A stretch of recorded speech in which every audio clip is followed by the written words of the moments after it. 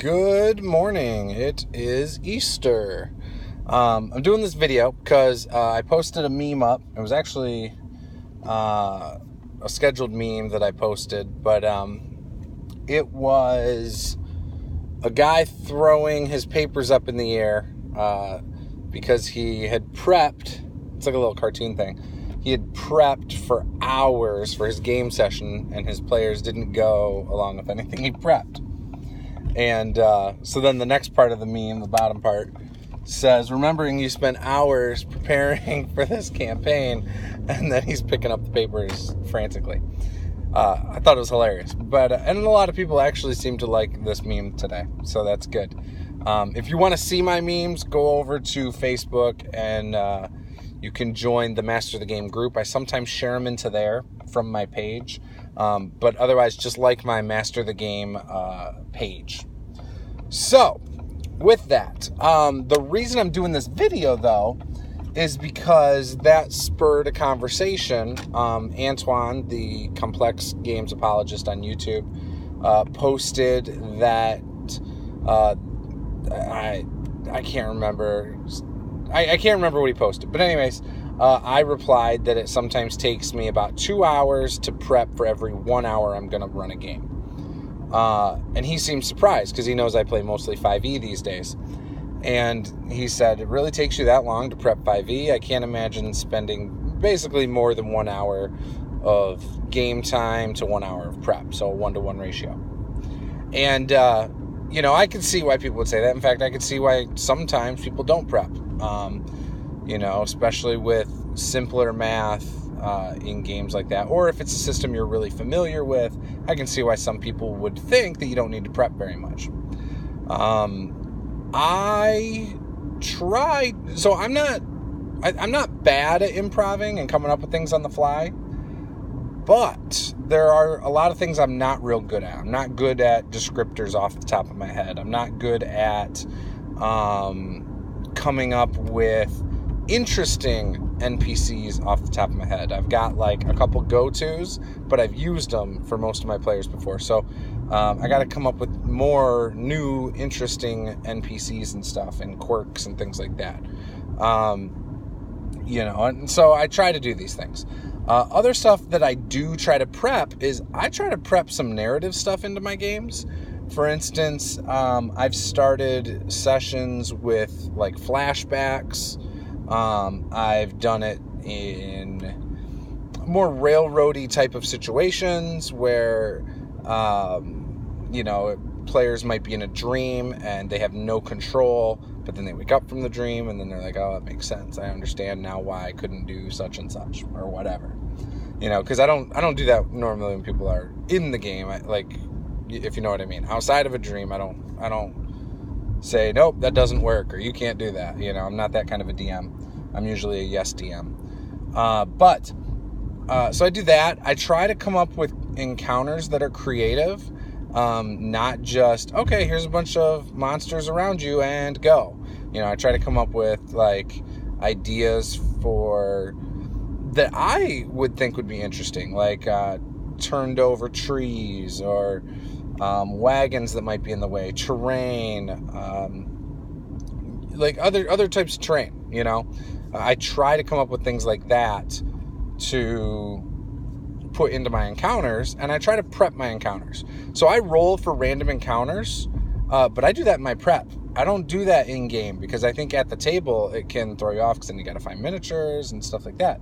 So I actually prep that stuff outside of game, and I know in game roughly where I would roll for a random encounter. Like, oh, you're traveling. Okay, well, based on where you're at, I know where you're going to travel.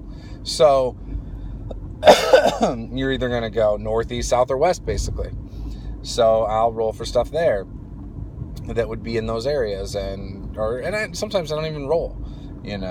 I'll roll for how many enemies or how many hit points or whatever. The other thing is I don't use monsters. I'll use monsters from the monster manual, but I don't use everything that's written. I might add abilities, remove abilities, add hit points, armor, add items that make them stronger, weaker, whatever. So that like when my players come up on goblins, even if the goblins aren't wearing any armor, they just have a dagger, that doesn't mean they're going to be whatever a typical goblin does in the monster manual. It might be that it's a normal dagger.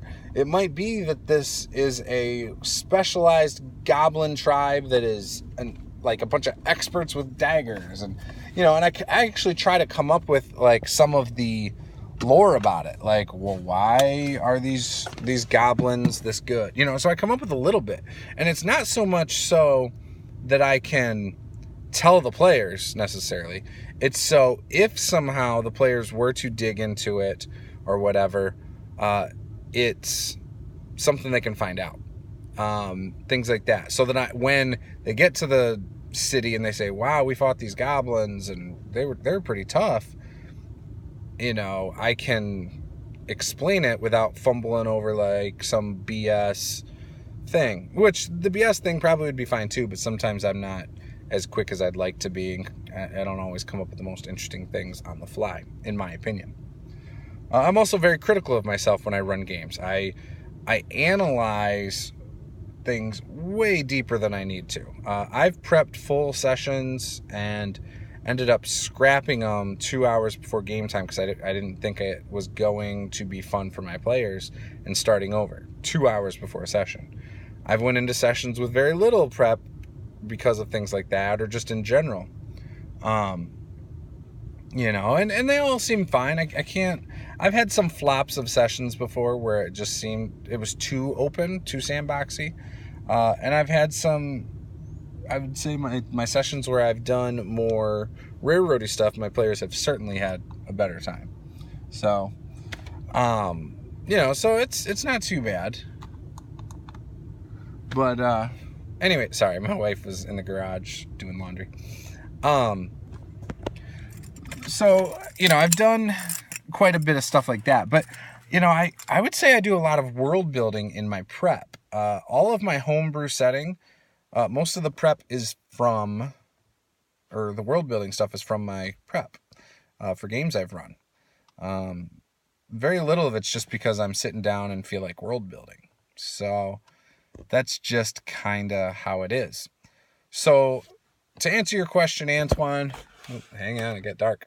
To answer your question, Antoine, the reason I spend so much time is mostly world building, I would say.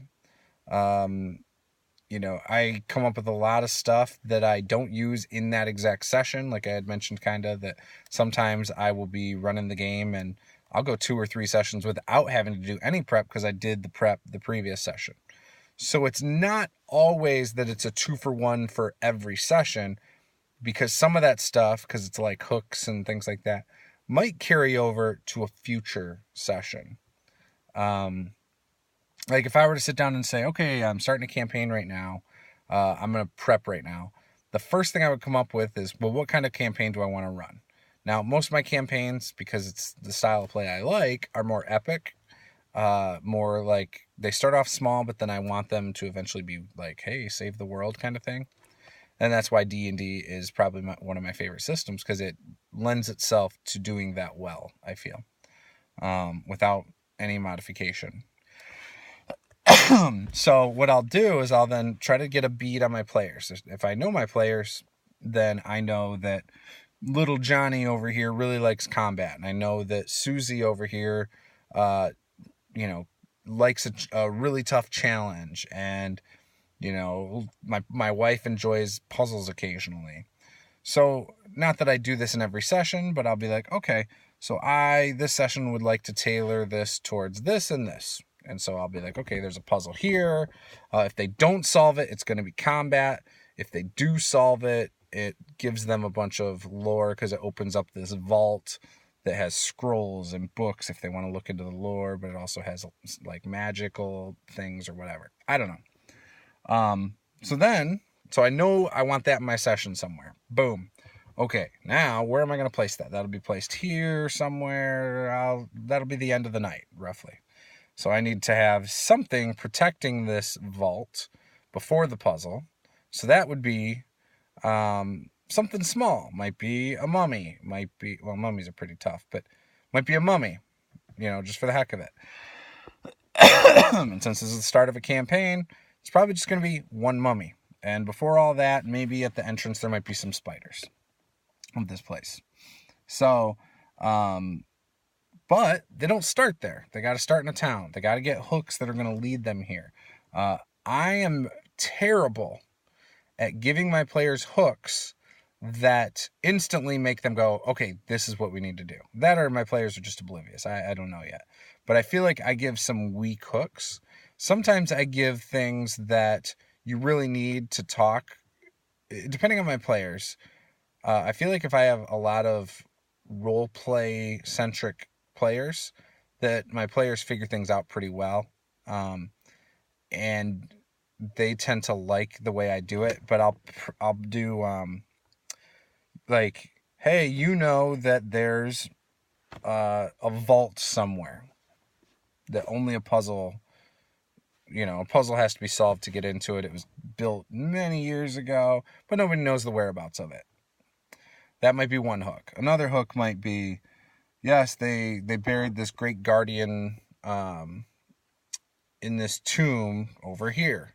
So now you know roughly the place. You might then also find out from somebody else that there's venomous spiders or poisonous spiders in this region with woods. So there's the three things. If you figured those things out, you'd be prepared with an anti-venom. You'd know you're going to fight some kind of a mummy probably, and you would know that, or some kind of undead. Or you might not. Maybe just find a guy's tomb. Then you might be able to discern that the vault might be there or not. So that's kind of how I do my prep. Now that's really quick and dirty for what I came up with. I think that would be fine, but then that's really small. That's probably only going to take 2 hours to solve. So you might even have to add on to that. So now instead of that being the end of the session, that might be the middle. But if it's an RP-centric group, that might be the end of the first session. It all depends. I tend to have groups the last couple years that, at least in person, that like to go combat, RP very light. They don't like to dig too deep. And then they like to be told things. I had a player who didn't dig very deep, and he used to get upset if he didn't learn anything about the world. And I tried to tell him, like, hey, dude, you didn't try to learn anything about the world. You didn't ask anything. You didn't try to read anything, like nothing. So that's why you didn't get any lore. Like, you just kind of were along for the ride and, solving the hooks direct. Like, you found out one hook and you tried to go for it. Like, so anyways, part of it is the group that I run for. Right now, I'm not running for any of those groups. In fact, I'm not running any games at the moment. But yeah, I tend to prep 2 hours to every 1 hour of gameplay. So that's it. This was Master the Game. I am Juice. Game on.